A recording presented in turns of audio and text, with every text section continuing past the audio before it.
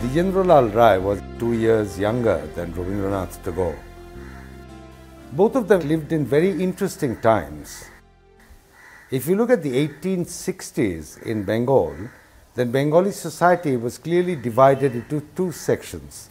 One section considered British rule to be an opportunity and an incentive to progress, while the others, a smaller section, thought of British rule as a kind of exploitative burden that really took away the human rights of the people of their times.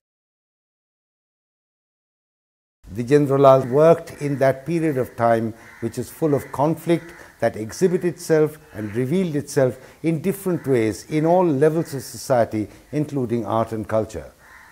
Dijendralal, in that period of conflict, continued to serve his own muse in his own way.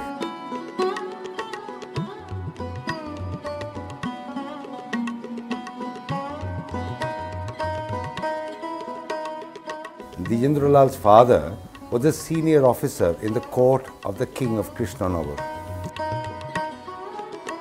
He was a very well-educated man who spoke 3 languages, and he was very well versed in music.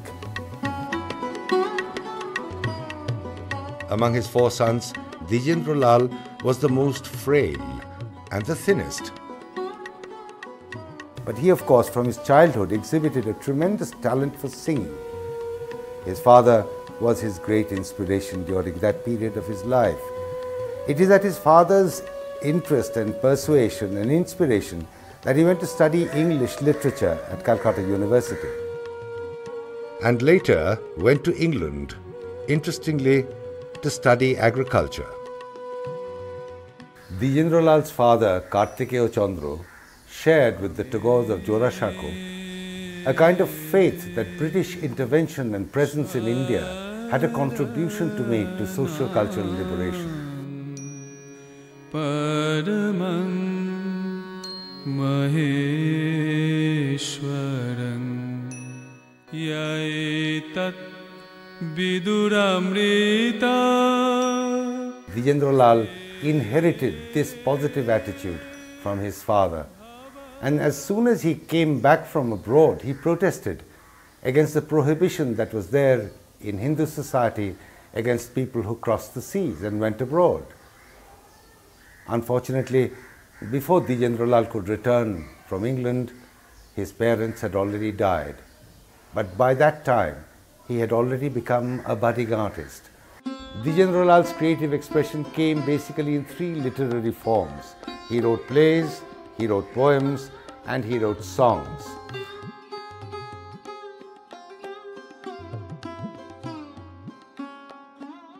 Dwijendralal যে সময় সাহিত্যে এলেন তখন বাংলা কাব্যের রূপটা নির্ণীত হচ্ছে বলা যায়। ঠিক বাংলা কবিতা কেমন হবে এটা প্রথম থেকে বোঝা যায়নি। রঙ্গলাল, হেমচন্দ্র, মাইকেল এরা সব যেভাবে একটা চেষ্টা করছিলেন। বিহারীলাল চক্রবর্তী এসে প্রথম লিরিক লেখেন এবং রবীন্দ্রনাথ এই লিরিকের দ্বারা প্রভাবিত হন। একটা আশ্চর্য যে সারা জীবন দ্বিজেন্দ্রলাল কিন্তু কোনোভাবেই রবীন্দ্রনাথের দ্বারা প্রভাবিত হননি। ওর মৌলিক প্রতিভা ছিল। ইংরেজি কবিতা খুব মন দিয়ে পড়েছিলেন সেকালের। ওর কবিতার মধ্যে সেই কবিতার ছাপ আছে এবং তার নাটকের মধ্যে শেক্সপিয়ারিয়ান নাটকের একটা পরিষ্কার একটা আদল আছে।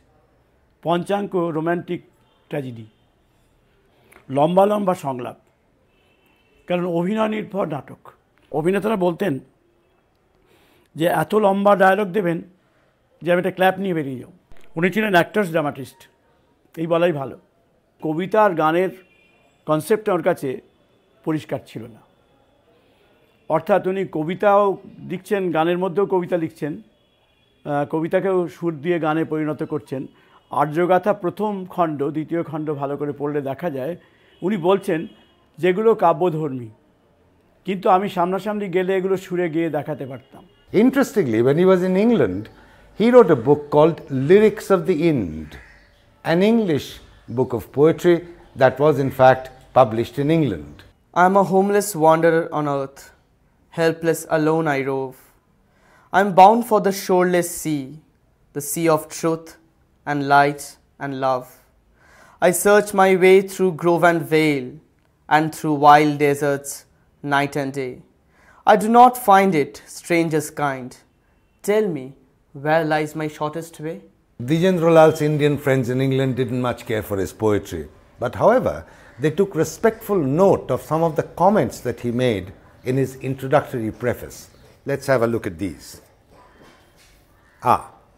The principal object in the composition of the following verses has been to harmonize English and Indian poetry as they ought to be. If it has pleased God to unite England and India in the strong ties of wedded interest, and in the still larger, stronger, and more sacred and indissoluble bond of mutual love and gratitude, it is the aim of the author to establish marriage and an intellectual commerce between their poetries as well. On his return from England, the young poet was embarrassed by the social ostracism that was heaped upon him. In those days, conservative Hindus considered that going abroad or over the seas was blasphemous. Moreover, he joined the British Civil Service on the 25th of December 1886, but he never quite fitted into the whole bureaucratic procedure. Most interestingly, he would be appalled by the way the British looked at and treated the natives, and every time the peasantry was being exploited, he would protest. In fact, he created such a situation that he had to be transferred 16 times. Finally, he was forced to take premature retirement. Dijendralal was reacting in two ways to the contradictions of his times. It is very interesting to record how his conscious or rational self and his lyrical self was responding to his times. In order that people would understand this, he wrote a series of letters which is called Biletir Potro, and it was published in a magazine called Potaka. কত সব ভূতকালের ইতিহাস কথিত কথা মনে আসিল, সত্যই আনন্দ হইল, বিস্ময় হইল, ভক্তি হইল, বর্তমানে প্রায় অবিশ্বাস হইল। ভাবিলাম আমি সত্যই কি লন্ডনে? লন্ডন বাড়ির অরণ্য, রাস্তার গোলক ধাঁধা, আমি এখানে আসিয়া দিশেহারা হইয়া গেলাম। বাঙাল, আমি প্রভিন্সিয়ালের সকলের নামই বাঙাল দিতেছি, অবশ্য কৃষ্ণনগর, হুগলি, শ্রীরামপুর বাদ।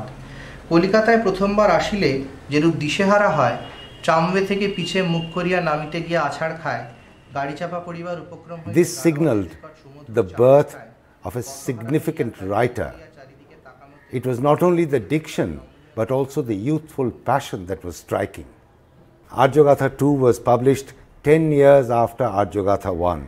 However, a lot had changed in the meanwhile, because the poet was now 30 years old and he was a married man. একিরে তার ছেলে খেলা, বকিতায় কি সাধে, যা দেখবে বলবে ওমা এনে দে, ওমা দে, নেব নেব সদাই কি, পেলে পরে ফেলে দিয়ে, কাঁদতে গিয়ে হেসে ফেলে, হাসতে গিয়ে কাঁদে। Rabindranath Tagore wrote a review of the book where he mentioned that many of the poems could be set down to notation as songs.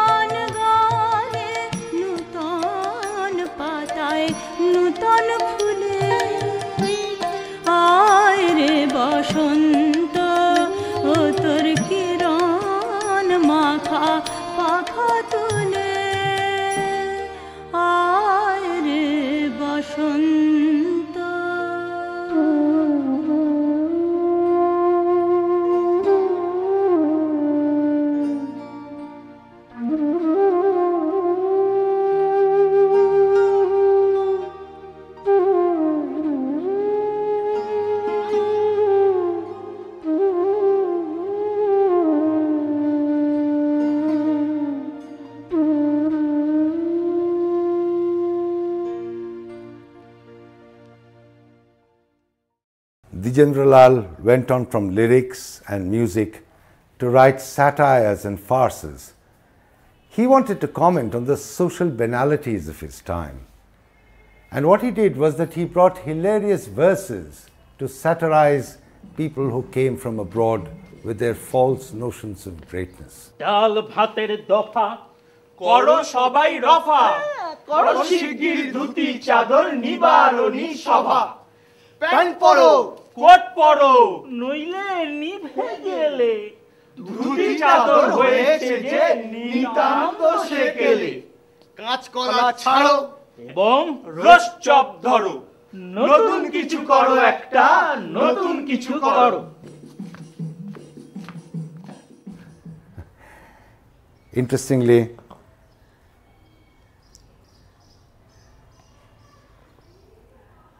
the Jendralal's work at this time made a very deep impact on the Bengali mind. Nandalal তো একদা একটা করিল ভীষণ পণ, স্বদেশের তরে যা করেই হোক রাখিবেই সে জীবন। সকলে বলিল আহা করো কি নন্দলাল। নন্দ বলিল বসিয়া বসিয়া রহিব কি চিরকাল। আমি না করিলে কে করিবে আর উদ্ধার এই দেশ। তখন সকলে বলিল বাহবা বাহবা বাহবা বেশ। নন্দ একদা কাগজেতে এক সাহেবকে দেয় গালি। সাহেব আসিয়া গলাটি তাহার টিপিয়া ধরিল খালি। নন্দ বলিল আহা করো কি ছাড়ো না ছাই। কি হবে দেশের গলা টিপুনিতে আমি যদি মারা যাই। It was a personal tragedy that changed what Dijendralal had been writing till now. He switched from funny, humorous verse to writing plays when his wife died suddenly at childbirth. Poetry did not disappear totally, but a distinct streak of melancholiness came into his writing.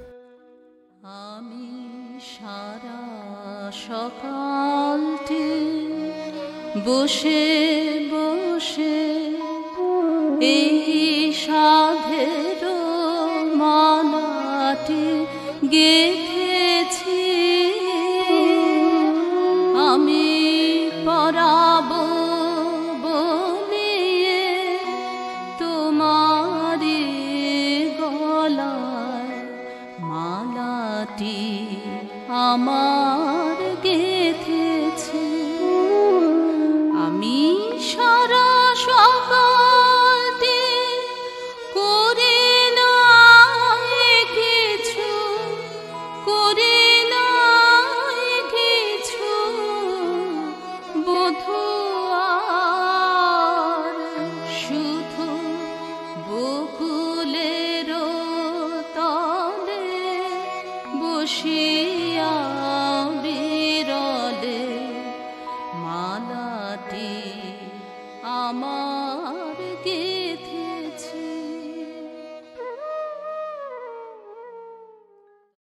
The last years of the 19th century saw the beginnings of the articulation of an Indian identity. You would find writers and artists who were trying to articulate or trying to express an Indian sense of being. However, much of it was extremely emotionally overburdened and was even sentimental.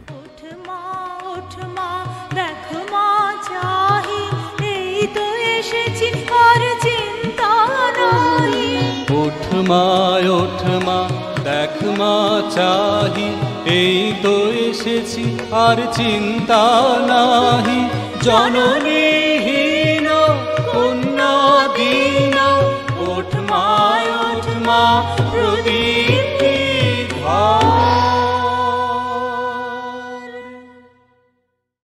Theatre, however, was the most abiding entertainment of the times, and Dijendralal took this opportunity to see a number of plays.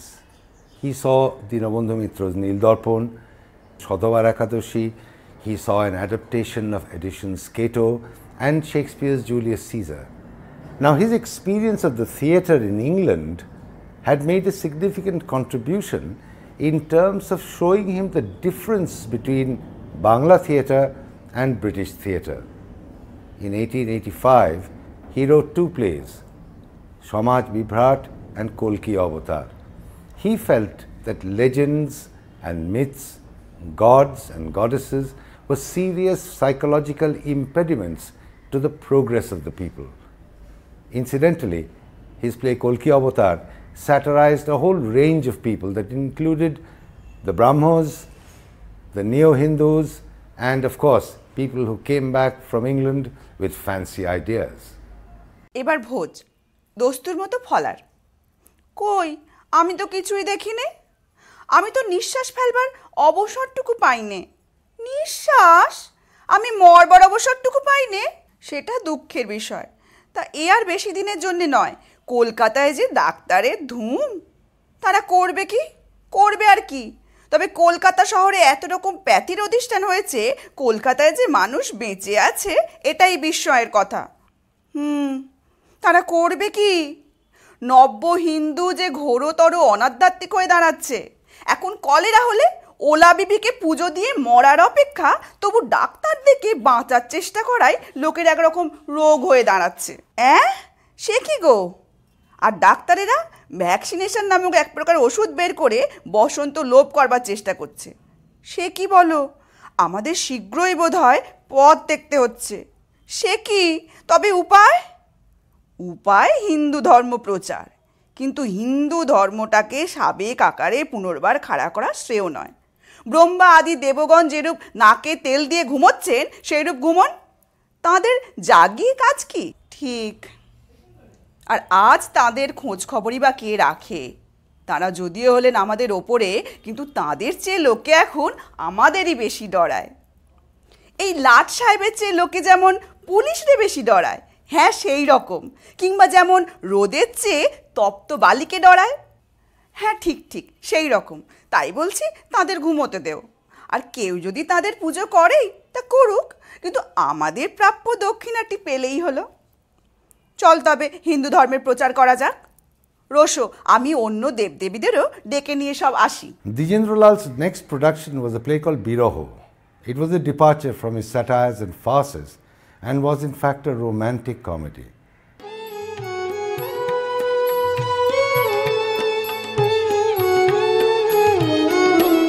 আসে যায় আসে ফের জোয়ান, যৌবন আসে যায়, সে কিন্তু ফেরে না আর। পিয়ে নাও যত মধু তার, আহা যৌবন বড় মধুময়, হেসে লাগে দুদিন বইত না। হ্যালো গোলাপি, তোর এখানে রঙ্গ করতে আসা না জল নিতে আসা? তোর যে বেলার হয়ই না। নাইবি না গান গেয়ে নেচে কুদে চলে যাবি? ও কি রূপের গরবে কিছু দেখতে পাচ্ছে? বিধাতা রূপ তো সকলকে দেন না, যাকে দিয়েছেন সে একটু গরব করবে বই কি। হ্যালো গোলাপি, তোর স্বামীর খবর টবর কিছু পেলি? হ্যাঁ, তার আবার খবর? সে পোড়ার মুখ নির্জুস মরেছে। তোমার মুখে ফুল চন্দন পড়ুক, তাহলে আমি একটা বিয়ে করি। সে স্বাদ আবার কবে থেকে হলো? হবে না কেন? তোরা সব কুলে কুলে ছাপিয়ে উঠেছিস, আর আমি এই ভরা ভর্তি ভাদ্র মাসে সুখে থাকবো নাকি? আমার সাথ যায় না? মোদের চেয়ে তো দুষ্কটা কিসের? মোরা সব নদীর মতো এক এক খালের মধ্যে দিয়েই বইছি, আর তুই বৃষ্টির জলের মতো সব জায়গায় সমান ছড়িয়ে পড়েছিস। অমন্দটা কি? মন্দ কি কিছু? তবে কি না নদী থেকে উঠে মধ্যে মধ্যে ছাপিয়ে পড়া আরো ভালো না? 10 জনের 10টা কথা শুনতে হয় না। বিপদে আপদে একটা স্বামী আছে, ভয় নেই। গোলাপির সঙ্গে কথায় কারু পারবার জো নেই। আর সত্যি ভাই, আমার একটা লোকের কান ধরে খাটাতে বড় সাজ যায়। তাহলে তোরা একবার দেখতিস যে সে কিরকম দিন রাত আমার পায়ের তলায় পড়ে থাকতো। একটা স্বামী ছিল, তাকেই ধরে রাখতে পারলি বড়, আবার তোর পায়ের তলায় পড়ে থাকবে।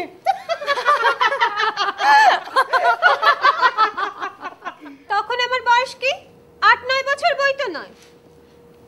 তখন কি আমার হাসিতে মুক্ত করাতো, না লাথি মারলে অশোক ফুল ফুটতো? সে এখন একবার আসুক না, দেখি সেই কত বড়। আর আমি কত বড়। The play that he wrote after that was a play called Prayashchitta, which once again lampooned people who came from England and brought with them a false sense of values and a love of luxury and of greed. Now, the most interesting thing was that when Prayashchitta was produced in Kolkata, the producer had to delete a few scenes because he was sure that the public was not ready for that kind of theatre or that kind of content. That's because this was an audience which was not yet mature to look at the collective consciousness of the Bengali people. At the turn of the century, Dijendra Lal wrote his first serious play. It was called Pashani, and it was based on the mythical character of Aholla. Now, what he did was that he demythified her and in fact used it as a comment on the lax moral standards of women. This was too much for the audience to take, and even the manager of the Star Theatre at that time, Natyacharya Amritalal Bosu, felt that the least that he could do was to change the names of the characters. Of course, Dijendra Lal did not agree, and as a result, this play was never produced.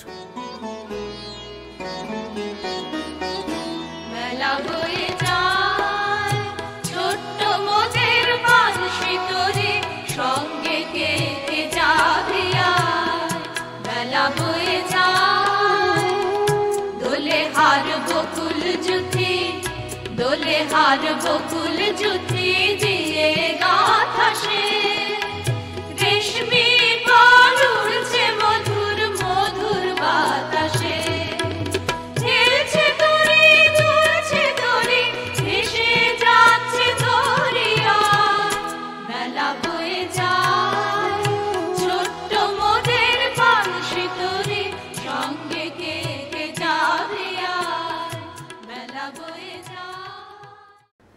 ডাকিলে মোরে কে তুমি তাপসী? বলি কোথা যাবে? মিথিলায়। কত দূর মিথিলা নগরী? মোরে দয়া করে দেবী পথ বলে দাও যদি। পান্থ, বহুদূর সে স্থান দুর্গম, সন্ধ্যা আগত। তাপস, মোদীয় আশ্রমে যাপ নিষেধ, প্রভাতে যাইও সেথায় কল্ল। কে তুমি?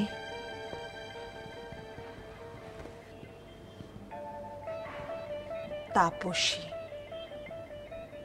নাম? অহল্যা। না সখে, মিথ্যে কথা বলিয়াছি। আমি শুধু নারী, কোনো নাম নাহি মোর। নাম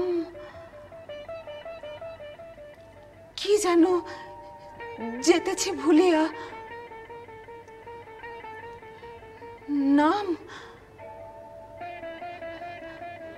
জানিও সন্ন্যাসী, শুধু সন্ন্যাসিনী আমি। সত্য করে বলো, খুলে বলো, প্রহেলিকা বুঝি না। কে তুমি? সত্য বলিব কি প্রিয়? হ্যাঁ, সত্য বলিব। আমার আশ্রমে চলো। না না, যাইব না। হ্যাঁ, যাইবে তুমি। মুখে স্পষ্ট ব্যক্ত তাহা।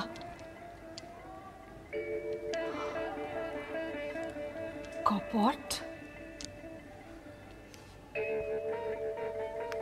আশ্রমে চলো।